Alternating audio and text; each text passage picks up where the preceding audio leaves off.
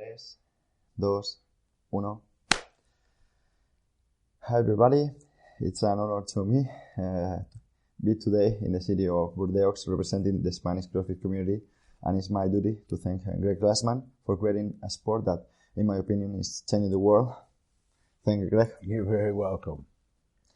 I have 6 questions that I recopilate for my partners and friends that want to know about you. And the first is, we all know the definition of CrossFit, but it would be great to know what means CrossFit for Greg Glassman. Well, you know, I had someone in the community voiced their disinterest in my cited over and over and over again lying, but I'm going to do it again. And I'm going to keep doing it until everyone understands. But we as a community sit in unique possession of an elegant solution, so elegant it may be optimal to the world's greatest problem, that's chronic disease. And that is really, really important. The significance of that couldn't be overstated. We've got runaway rates of chronic disease. It's getting worse. It's accounting for somewhere between 70 to 90% of deaths right now. We don't know for sure. We can measure that 86% of the healthcare spend is going to chronic diseases, and it's all for naught. That doesn't need to be the case. And the problem is refined carbohydrate, which is certainly a processed food. We're just talking about that. And sedentarism, not moving. And we have the perfect antidote to both. And the community inspires people to move, and they motivate one another to start eating better. And we've got a loud enough voice and enough good science and scientists around now that we can work against the prevailing wisdom, the message that's wrong that's coming out of our universities and our government that's telling us to eat all the carbs you want. It's the fat that you got to worry about. We've got enough of a groundswell now and enough of a base of people that understand just what nonsense that is, that it feels like a revolution in the making. I don't think that we're going to be victorious and someday you won't find those things or people eating them, but the number of people that can avail themselves the correct information is growing. We have the perfect tool. It happens right in your box. I have to say thank you because your definition of CrossFit of 100 words is amazing. Thank you. Thank you. CrossFit has not stopped evolving in recent years and since its creation, which is what makes you the broadest and the least. Rephrase that. Let me hear that again. Yep. CrossFit has not stopped evolving. Yes. Years and since its creation, what makes you broadest and least?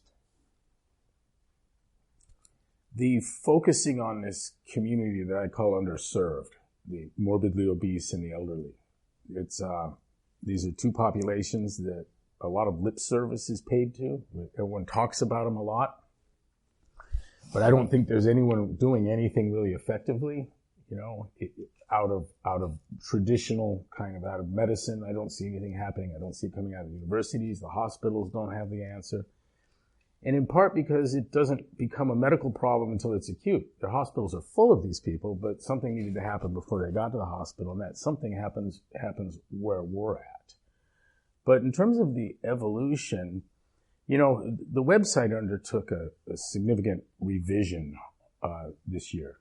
We took the game stuff off the front and put it over in the games area, and the material now, we've got science education and studies, and we're offering resources for the community. And so the audience was kind of deliberately targeted 10-year affiliates. The doctors that are in the boxes, there's maybe as many as 40,000 physicians in CrossFit boxes. We have a pretty good sense that there are 20,000 in the U.S., and that's about half the affiliates. And so it may be that there are another 15 to 20,000 perhaps in the other gyms. But in making these changes in the appearance of CrossFit.com, I was telling staff that the evolution, the change, the revision, it's all in our heads, because no one's going to do anything different in the gym next year. They don't need to. In fact, if they did, it would be less effective. But what we need to do is understand more clearly the significance of what we're doing. And it's hard for someone to, you have to be somewhat learned to appreciate Alzheimer's and diabetes and strokes and infarcts that don't happen, that never materialize.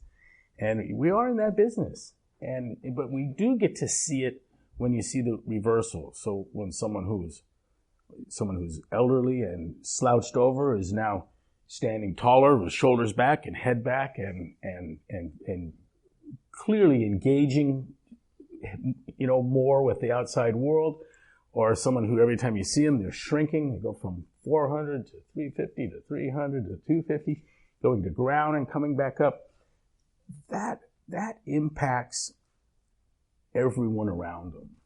And so we this year ago, put word out in the community that we were looking for these underserved people. And I specifically wanted morbidly obese and elderly people.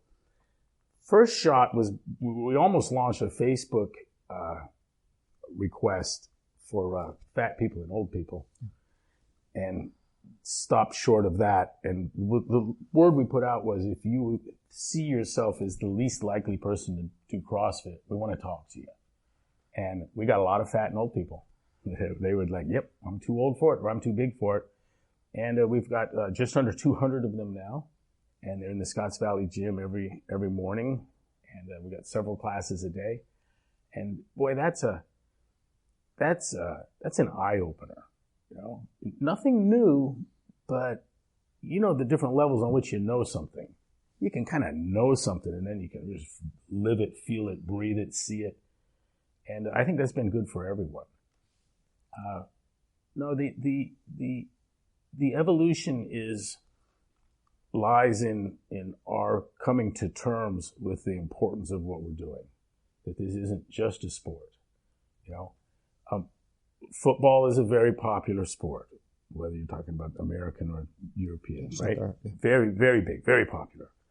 But let me just stick with our American football. We have more than good reason to suspect that this isn't the healthiest thing in the world, right? If you've heard about the CTE issue. By the way, the gal that works that has done that research, that work as a CrossFitter, which is pretty cool. But this traumatic encephalopathy is there. It's a problem. But even if a sport makes kids fit, what we're doing is by the participation is unprecedented. I don't know. Now, is there a football or soccer program for morbidly obese people or the elderly? I would guess not. And so it's a spectator sport with a lot of kids that play it, right? And we got something different.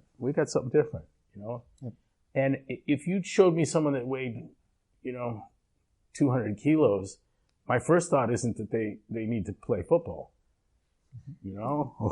but if they said, hey, I think I'd like to, I would encourage it. Yeah. Anything. Sure. We'll kick the ball around. I'll walk with you, The press to pay. Yeah. But I know exactly what we do in your gym tomorrow. Let me share one thing that's like, we've all seen burpees and we know about burpees, and I don't use burpees in the gym. I've had 3 or 4 good back tweaks of otherwise healthy people doing burpees. Mm-hmm. And that happened over about a 6-month period. It's like the 4th or 5th guy I got now who's got some kind of sciatic reference. We've clearly got a lumbar spine injury here. And I identified it in people that were not flexible enough to land with their back arched. So, and they would do is with a rounded back, thud into the ground and tweak is my operating theory. And so I didn't use them. Now I know they're in the games, they love them, and so fine. But I didn't use them in my clinical practice.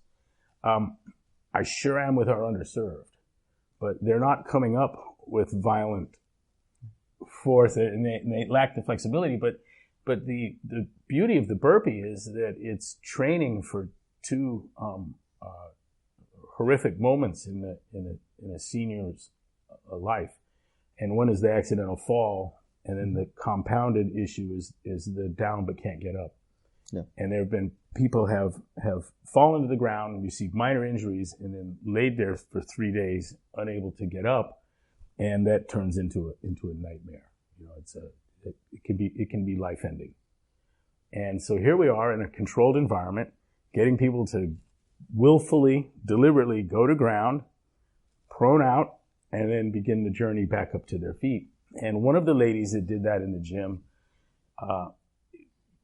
she came in originally with a walker, and then she had 2 canes, and going to ground wasn't an option. And so we had a 40-inch plyo box, I think it was, a big one, and she would just prostrate herself over the box, just lean down, get her belly and arms and head onto the box, and then push back up and get her walker and come to standing again. And we went to a shorter box, a shorter box, a shorter box.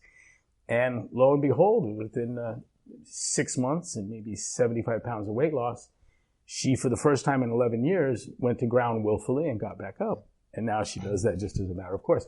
Now, you talk about, evolution and seeing things. I mean that changes the burpee for me forever. Yeah. In my head. So it's a thing we see the games athletes do. It's a good way to hurt your general population, and it's the most important thing that you can teach someone who's morbidly obese or senior. Yeah, and I don't know of anything like that, by the way. It doesn't work in the middle, but does on both ends. But it's cool, and I do believe it to be a fact. And develop the mindset. You do a burpee, and your mindset is growing because you can push every day one more, or you can use in your life the mindset that you learn about in CrossFit. I asked this gal, she said, I haven't been to the ground willfully and gotten back up in 11 years. And I go, how do you remember the date? She goes, well, because the fireman had to kick my door down and pick me up and put me on the couch. And I was like, oh yeah, you would remember that, And I was just like, I wasn't prepared for that, and I should have been, but I am now. I get it. So you remember what a horrible thing it would be to be living by yourself and to know that if you get down on the ground, you've got a big problem? I can't imagine that. It's terrifying. But you got the answer, though, Pedro. Greg, oftentimes you are wearing a shirt that said unbelievable. Where are the principles of Greg Glassman? Well, I'll tell you what, they're not tied in any way, shape, or form to money. Mm-hmm. I'm not excited by money. I'm not, it's nice because I'm wealthy, but I'm no happier than I was when I was poor, and I have friends close to me that don't hesitate to tell me what they really think, and told me that I haven't changed at all. And so the unbuyable thing was just a powerful message to an attempt at a hostile takeover of the business, that this wasn't for sale. At the time, I said that anything that creates this much health and wealth, and for me the wealth was not my salary, but the 15,000 professional trainers in the training space that are independent owner-operators of a gym. That's really exciting, And we've got a training cadre now. I think the number is probably 175,000 trainers have been through the L1 program. And I'm going to say that probably half of those are actively involved in earning their living through that effort, maybe more. But that's I'm proud of that. Proud of that, those opportunities. My experiences with my affiliates have taught me, and I get to go to Harvard Business School every year now and surprise them with my take that business is the art and science of providing uniquely attractive opportunities for other people. Uniquely attractive is evidenced by what? They avail themselves of that opportunity. They take it. Uniquely attractive, they chose what you're offering and not something else. And other people, that's pretty clear what that means too. Not for me, but for others. In being in Santa Cruz for so long, which is a bedroom community of the Silicon Valley, I had 2 or 3 billionaire clients, famous name clients, and I know Lauren had a few as well. And I'm going to share with you that it was really neat to spend a lot of good time, personal time with these men and one woman, and they were not motivated by money. They're not. That would be a tremendous misunderstanding. I have a friend who's a serial billionaire. He's made $1 billion, spent it all, made $1 billion, spent it all. He just keeps getting filthy rich and then get as broke as fast as he can.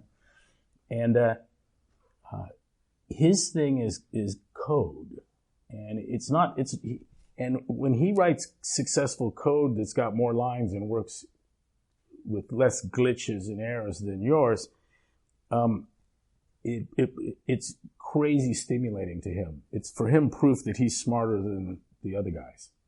And that's not, I don't know, I wouldn't say that's noble, but it isn't the same as the money. It just happens though that if you can write code that has fewer lines and works more efficiently, you will get rich for doing that. And that's what he liked was the code. And I'm going to tell you that I think that's what's behind. Now I know there's kind of a West Coast in the States. There's a West Coast, East Coast kind of divide in business types, and the entrepreneurial kind of technical, all those people out west, particularly in the California economy. Very few of those people seem to me to be motivated by money. I think that would be a misapprehension. So that's all the unviable thing is. I don't think my affiliates are trying to get rich. I don't know if you can get rich running a gym, but look, my doctor over here didn't go to medical school to make money. She went to medical school to cure and heal sick kids. Mm-hmm. And that's a noble profession, an important profession, and you'll do very well financially. And that's, there's a lot there. I think doing something important and being able to feed your kids is half of life. Greg, what advice would you give yourself, but find it hard to listen? I am by temperament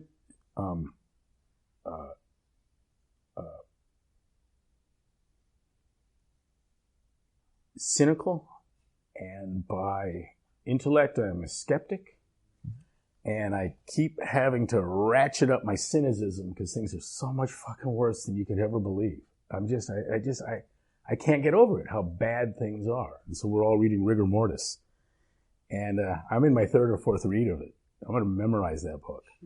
But we've got there are dozens of those books, maybe hundreds. There's a whole genre now of whistleblowers, people, refugees from medicine stepping away and telling just how bad things are.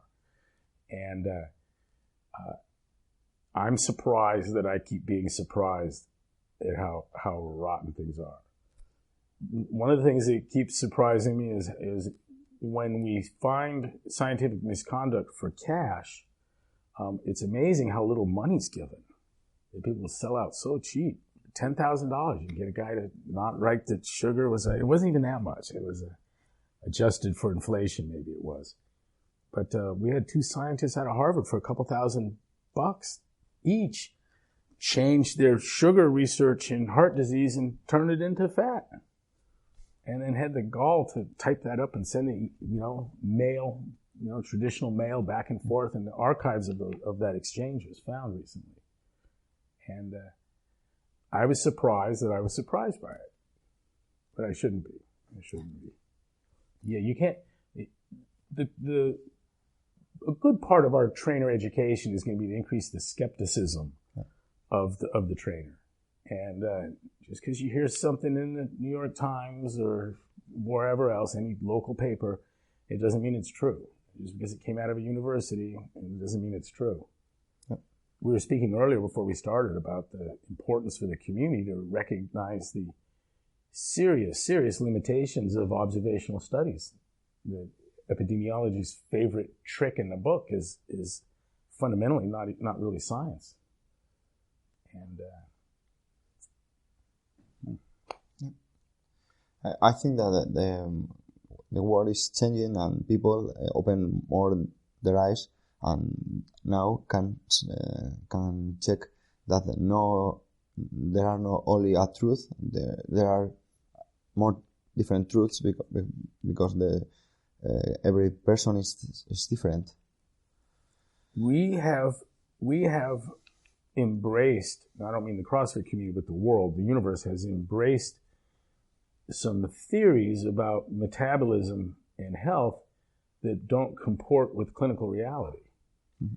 And one of our jobs at CrossFit is to let everyone know that a theory that doesn't bear out, that doesn't work, it's okay to reject it. And we've all seen enough in the gym now that we understand what you do to someone to improve their health, you know. And it doesn't look like a low-fat diet. And the carbs aren't unlimited. Yeah. Greg, have Spain doesn't have a lot of fat people like America. Not bad. We some? have Are you getting some now? Yeah. Not bad, but we have a lot. Has someone lost 100 pounds in your gym? No. Yeah. We have maybe not 50 kilos, but yeah, we have obese people, obese kids. Yes. Yeah. See that now? That's interesting. Yeah, it's gonna change. The kids is more near. One of the best ways to be a fat adult is to be a fat kid. It's a great start. Yeah, that's interesting. Greg, the last one. If you so this may be the first generation of fat children. Second, third. Yeah, I would say. Yeah. I would say it's the first. Yeah. That is not. Yeah, that's got a bad look to it. Yeah. Greg, if you could make people understand a message or a concept, what concept would it be?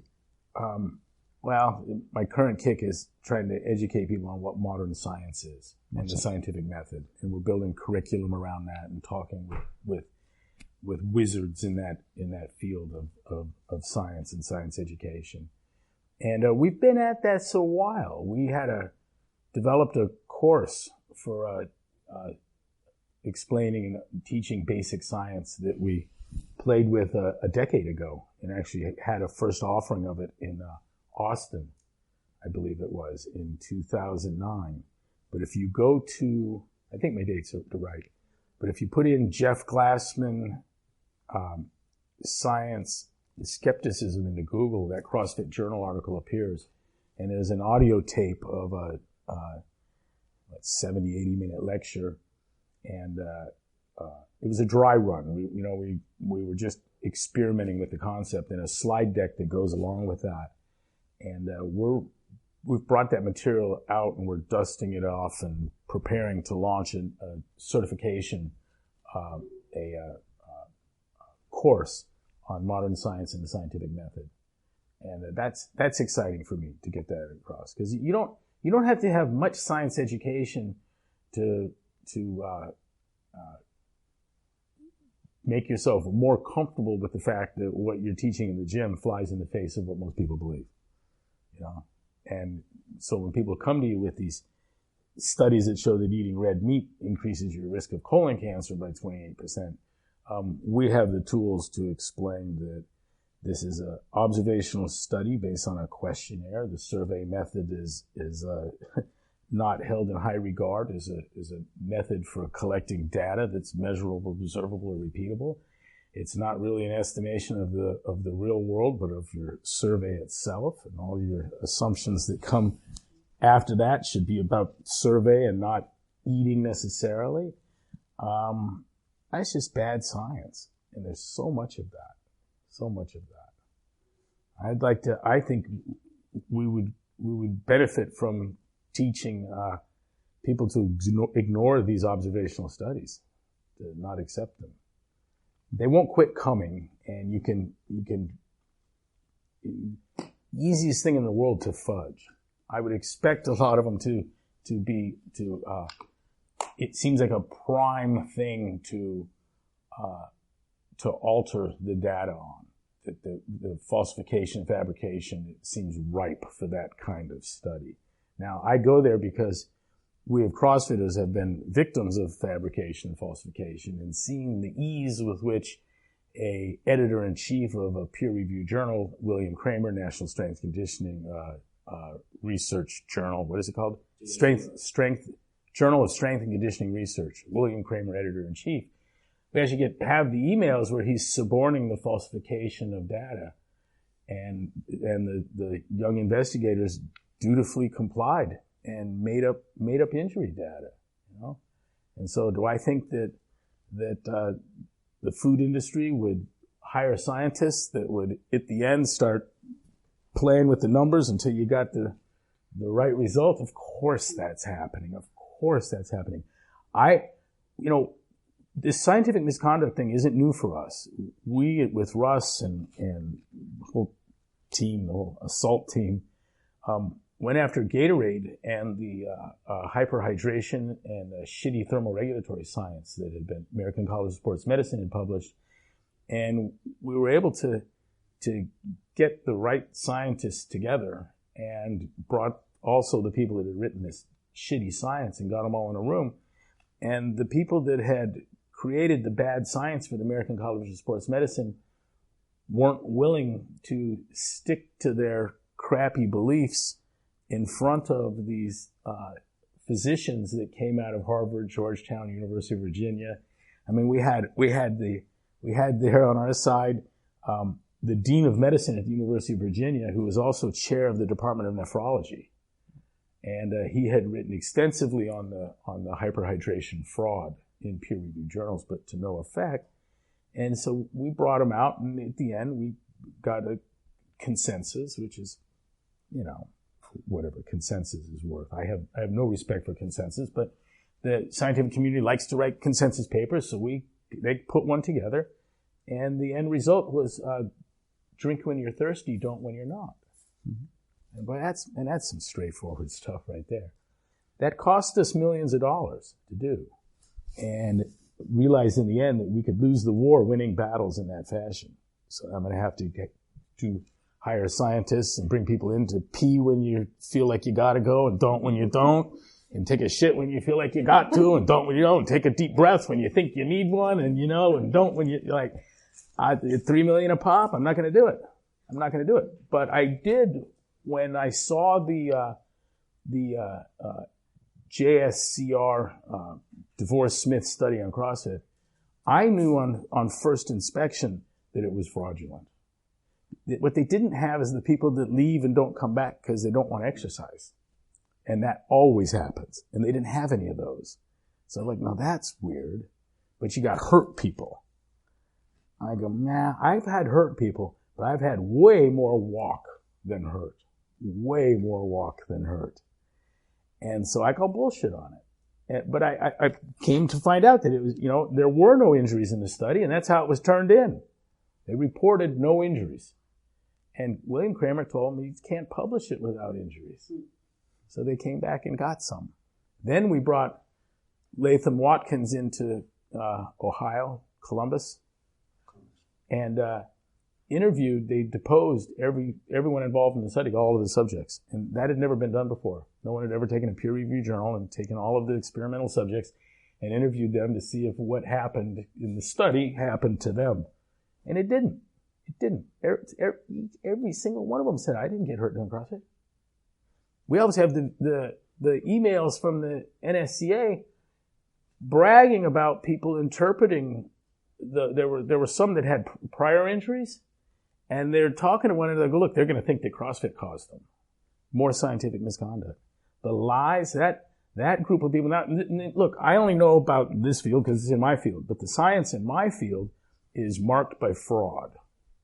It otherwise is the exception. It's amazing. It's an amazing thing. I'm sitting here right now, genuinely amazed that that's the case, but it is. It is. Greg, I don't know if it's possible because I don't know if you speak Spanish, but the community of Spain. Muy poquito. Can I have some water or tea? I'll try. Okay. Yeah. Last time we spoke a little bit. Do you want to send a message in Spanish for Like, the community. hola? Yeah. For example, yo soy Greg Glassman y saludo a la comunidad española. Hola a todos. Hola, hola a todos los CrossFit España. Hola a todos, CrossFit España. Yeah, nice. Okay, we finish here. Thank you, Jorge. You're so welcome. It's a great opportunity. It's a dream for me because I follow your work since a lot of years, and for me it's Pedro, you've been doing my work all these years. You've been following my work. You've been doing it. Yeah. I don't train very many people.